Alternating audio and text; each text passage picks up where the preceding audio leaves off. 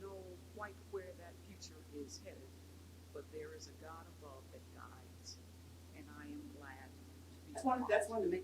of this experience. Our presentation today, the Black Vaudeville Divas of America. Our accompanist today is Miss Ella Lewis. The African American people who were brought over on slave ships in 1619, although some say they were indentured servants, who survived the horrors of the plantation life under the lash of the master's whip and institutionalized slavery, would find a way to reinvent themselves after the Civil War. We became educators, doctors, lawyers, preachers, carpenters, tailors, seamstresses, newspaper owners, and stage artists of impeccable talent. Yes, we found ourselves on vaudeville stages performing blackface minstrelsy, which was looked down upon in the black community for the most part. But it was a way that entertainers could make a living. Minstrel shows, or minstrelsy, was an American theatrical form that was founded on the comic enactment of racial stereotypes. The tradition reached its pinnacle between 1850 and the 1890s.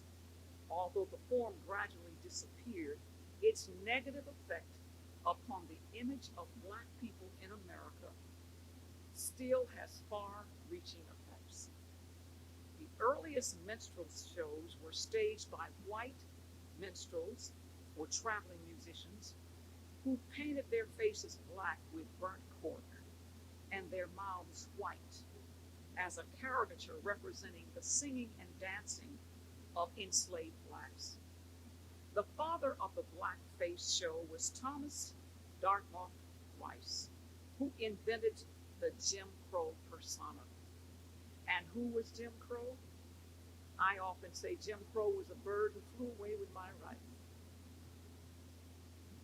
Jim Crow made black men seem like they were lazy, slovenly men with low intelligence who sat around the house expecting their wives to take care of them or were known to abuse women.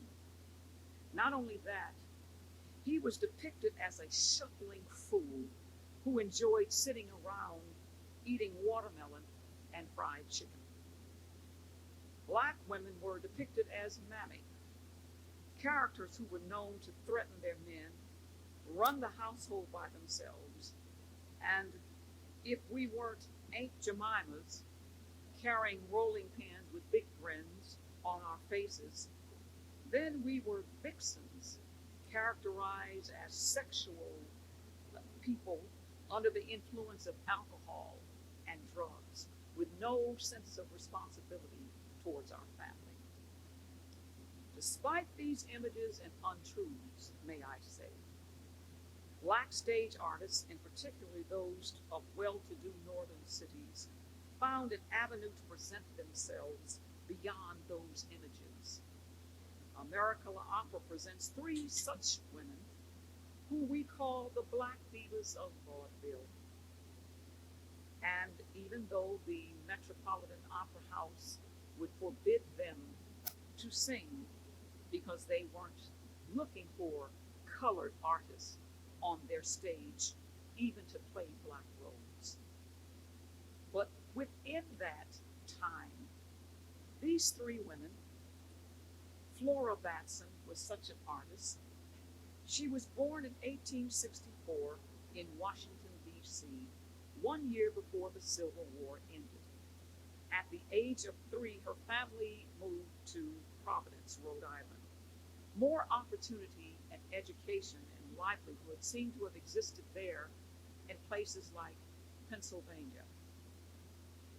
Of course, these famous divas were always managed by white men who really took advantage of them.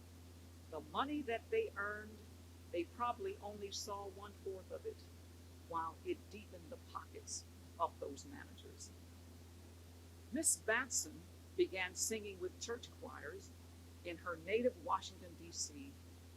When she was 21, she was hired by producer and promoter John Bergen to perform with the Bergen Star Company, an international touring company. Over the next decade, Mr. Bergen promoted Batson's career and presented her all over the world. He began by encouraging comparison and rival with Sissieretta Jones, who was billed as the Black Patty. Bergen billed Batson as the real Patty. But of course, the real Patty was Adelina Patti, the Italian-American opera singer of that time. Sometimes she was called the colored Jenny Lind. I present to you Madam Flora Batson. Mr. John Bergen was an excellent manager for me. He engaged me all over the world. But of course, as a member of the Bergen Star Concert Company, our success was mutually sustainable. But what was even more exciting and amazing to the world was the fact that Mr. John Bergen proposed to me. And we were married on December the 13th, 1887.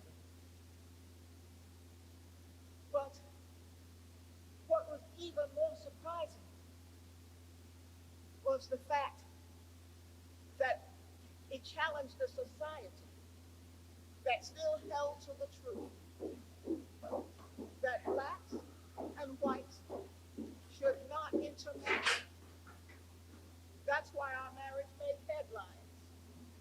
But immediately, I was crowned as the Queen of Song for my extraordinary range, my vocal quality, and my stage excellence. In 1888, before an audience of thousands at Steinway Hall, I received a beautiful diamond necklace from the citizens of New York City. Starting in the fall of 1888, I toured America and Europe with great success in every city that I visited. I sang for Queen Victoria of England, Pope Leo VII, and Liliuokalani, the Queen of Hawaii.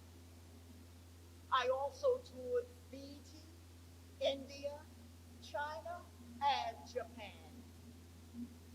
Later on, I toured Africa and Australia with Mr. Gerard Millard, a Negro bass and a concert singer. And now, ladies and gentlemen, I shall sing two selections for you. The first being The Last Rose of Summer, which is an Irish folk song. And finally, Ride Up in the Chariot, an African-American Negro spiritual. Maestro?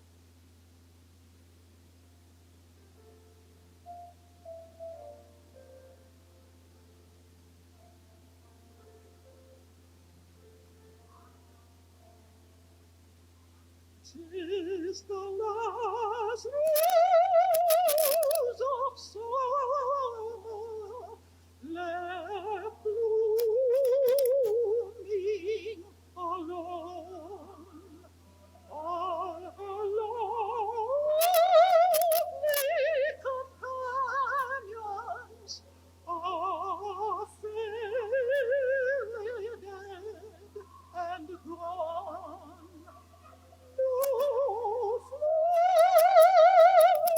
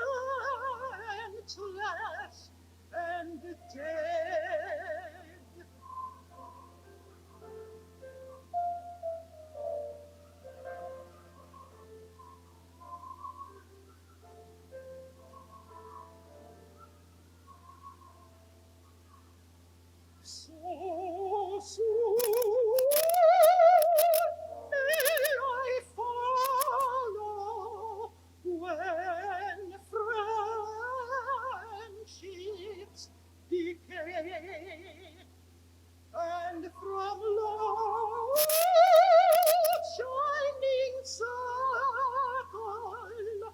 the gems drop away. When true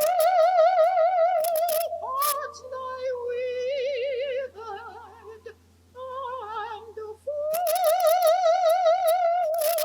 ones are flown.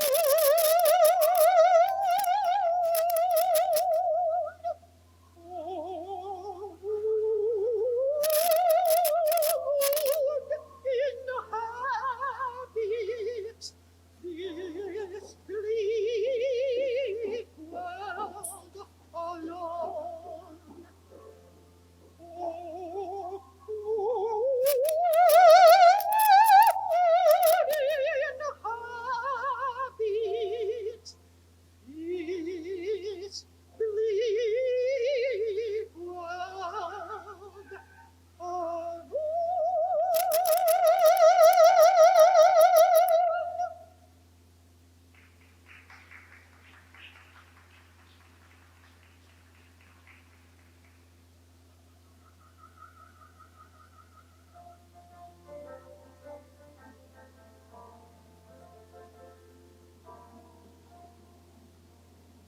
Gonna ride up in the chariot, sooner in the morning. Ride up in the chariot, sooner in the morning. Ride up in the chariot, sooner in the morning. And I hope I'll join the band. Oh, Lord, have mercy on me. Oh, Lord, have mercy on me. Oh, Lord, have mercy on me. And I hope I'll join the band. Wanna walk and talk with Jesus sooner in the morning. Walk and talk with Jesus sooner in the morning. Walk and talk with Jesus sooner in the morning. And I hope I'll join the band. Oh, Lord, have mercy on me. Oh, Lord, have mercy on me. Oh, Lord, have mercy on me. And I hope I'll join the band.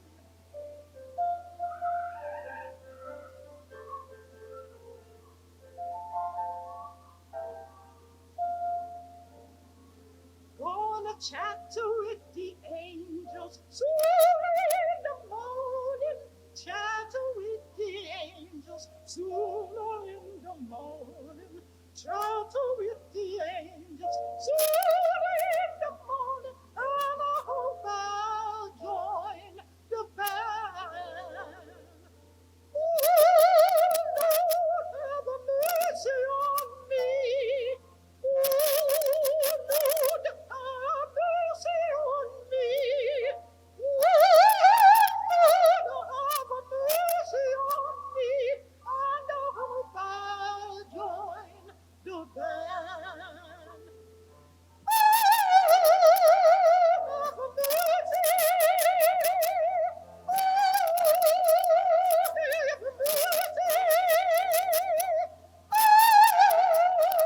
have mercy. And I hope I'll join the band.